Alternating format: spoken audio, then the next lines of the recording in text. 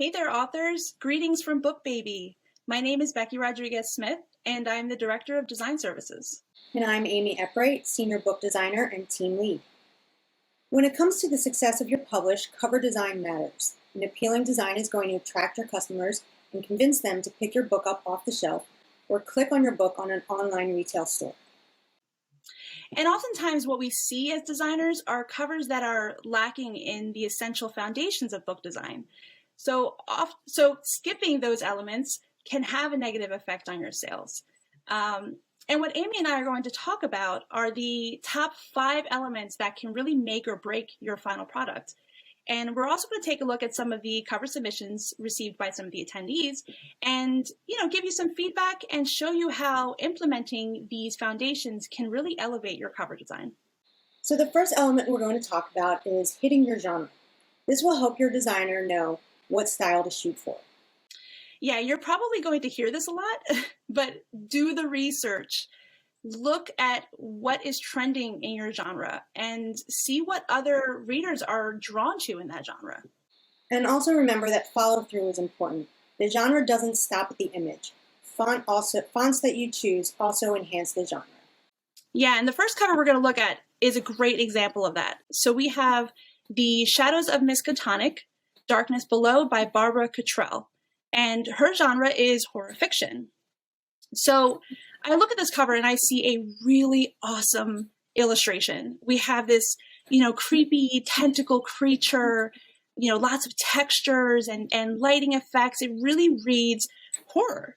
But unfortunately, the text feels a little bit like an afterthought. It's kind of shoved up at the top. It's a plain white. There's no real interesting elements going on. Yeah, it's definitely a missed opportunity to do something really fun with this illustration. For sure. So here's what I envision. What do you think? This one looks really cool now. With this font plays with the size and the layout and the texture. It definitely reads as horror now. It engages with the image itself. They play together, and it really kind of engages the reader. Yeah, for sure. And, a common mistake is to separate the text with the illustration. I don't want to disturb the illustration. It's great. I want to leave it on its own.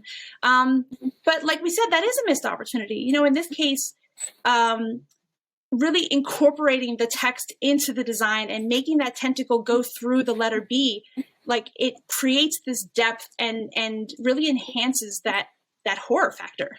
Number 2, reaching your target audience. So this one does kind of go hand in hand with genre in that they are both going to define the style and the direction your designer is going to take. Right, and the designer needs to know, what the audience is that they're going to be designing for. Is it, boomers, millennials, or children, or do they want to gear it more towards the fans of the genre, such as, romance or sci-fi? Yeah, another thing to think about is you want to avoid too wide of a demographic. So what happens is when you try to add elements to your cover and attempt to reach different groups, you may end up with a cover that feels kind of disconnected. So, for example, here we have The Wit and Wisdom of Earl Derbigger's Charlie Chan. So this is a collection of works that was gathered by Magno, and he describes his audience as the lovers of mystery novels as well as the lovers of ancient philosophers' writing. So what I'm thinking is that this is kind of showing that the audience really isn't clear. Mystery novel lovers versus English enthusiasts, that's to me, that's kind of 2 different directions you could take with this cover. Right, and it shows in what this designer did.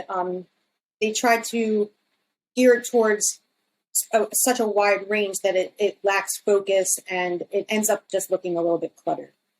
Yeah, including the cover inset of the mystery novel and then including the lists of aphorisms on the cover, you start to lose the focus. So Here's how I picture this cover. I think, first off, going in the direction of the scholarly target audience, the lovers of authors' writing styles. And I think going in that direction kind of helped to lead this cover in a more classic approach, to the type and the overall style, and just kind of keep it simple and classy.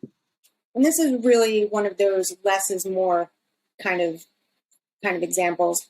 Sure. All those aphorisms have been taken off the cover, which would be a great added element to the back cover. But now the image can breathe now. You can see this really cool vintage image that was covered by all of those other elements before. And that actually leads us into the next category, which is choosing the right image for your cover. Yeah, and I think the best lesson to learn when it comes to imagery is keep it bold and keep it simple. More often than not, those types of covers have the best effect in the market. And another thing to think about is how your cover imagery is going to translate in both, large printed versions as well as the smaller thumbnails that are on most online retail galleries. Exactly. And this, leads into what maybe avoid character representation or an overly detailed scene on your cover. Besides it being difficult to see really small on an online form, just Frankensteining something like that together using stock imagery is really challenging for a designer. And also, you don't really want to give everything away. You've spent all this time writing your book, so let the reader envision what those scenes look like, what those people look like. So here we have The Road to Lavender by D.P. Benjamin. This is a mystery novel for younger women interested in science and detective stories. So I hear younger women, I'm thinking, a really fresh, contemporary image is really what's going to attract that audience. And what I see here is, something maybe a little bit more traditional. It's a very scenic image. I see farmland. I see a farmhouse, maybe some distant mountains, the lavender field. I don't know if this is something that would really appeal to that target audience. Yeah, I don't really get mystery or sci-fi from this. This is a very rural environment, and while it might take place in that setting, you kind of lose the whole mystery, sci-fi, or science kind of aspect to it. Yeah. So looking at your take on this cover, I see that you went with a really abstract image, and I think it kind of nails it. It's a really cool bird's eye view of lavender, and it's kind of unexpected and in a really interesting way. Yeah, I mean, you obviously get the lavender color right away, but it takes like a second look to realize that you're looking at lavender from above. You get that mystery. You don't get the full story. You don't necessarily get this setting. So it leaves a lot to the reader to interpret before they even pick up your book. The text treatment was also updated to a more modern font that pops really nice on the lavender background. The next element we're going to talk about is applying typography principles. First, obviously, the text should be readable. You want to keep in mind with competing textures and elements when you're putting text on top of it, especially when you're thinking about how it's going to read at a thumbnail size on a computer monitor or a tablet. You can also use hierarchy to break up the text, make smaller words less important, show more important words larger, and, you can play with fonts and size and weight to get that point across. Yeah, and like we were talking about earlier, genre is something that you should absolutely follow through with the type. It doesn't have to be all white text. It doesn't have to be all the same size. You can play with all those elements like the texture and hierarchy things that you were just mentioning and really help to push the genre through the text. To help us elaborate that more, we have A Simple Tale of Water and Weeping by Cami Larson. So this is a fantasy fiction for young adults. And after a little bit of research, we see that it was based mostly in Ireland. We can assume that the imagery is important to the story. We'll focus more on the type on this one. My feelings for this is that the type doesn't really reflect that fantasy feel that the author is trying to get across. Because the font Papyrus has this texture to it, it kind of competes with that texture behind it. in the imagery. The text is on the longer side, and I think this could really be one that can benefit from some hierarchy applications and maybe de-emphasize some of the smaller, not so important words. So yeah, let's take a look at your solution. And yeah, I'm definitely getting fantasy fiction now. Right. Yeah, we made it more readable. We took away some of those textures in the fonts, so there's no competing. But there's also a slight shadow behind the text to make it pop, because it is a difficult texture to make your text readable on top of. Right. Yeah, and I think the hierarchy has helped create a really nice, interesting layout. Now I'm reading more Water and Weeping, which I feel like are probably the more interesting words of that title. And and my eye kind of has a chance to rest and stop and read some of those more important important phrases. And then as far as the font goes, I mean, I get fantasy, there's some whimsical elements to it. I get a little bit of a Celtic feel, but not in a cliche kind of way. Right. So yeah, I think it definitely works much better. All right. So then last but not least, we have using color to help reflect emotion. So, colors can be interpreted as emotions, and even literal representations of the content. We have, you can see blue equals soothing and calm, and red can be energetic and romantic.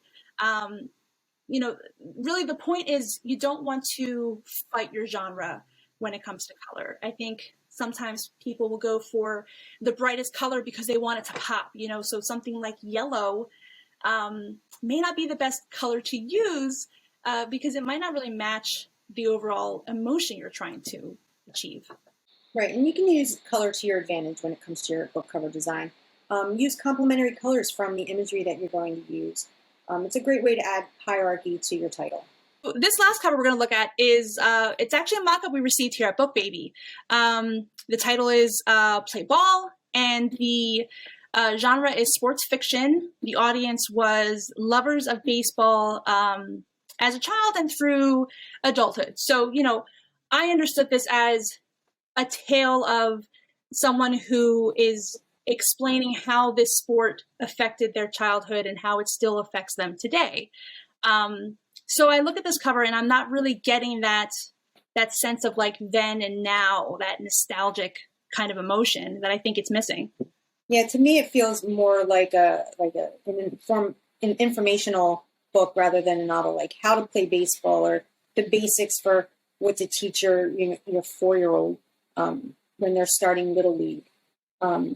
Yeah, and I think the red and blue, they were probably trying to go with the whole American colors there, but I don't know. In this case, they feel like they don't really go with the rest of the imagery. We have predominantly green imagery, and then we have this bright red and blue that are sort of vibrating on the green. So I don't know. It's making the text harder to read. Exactly. Yeah, and then our final product.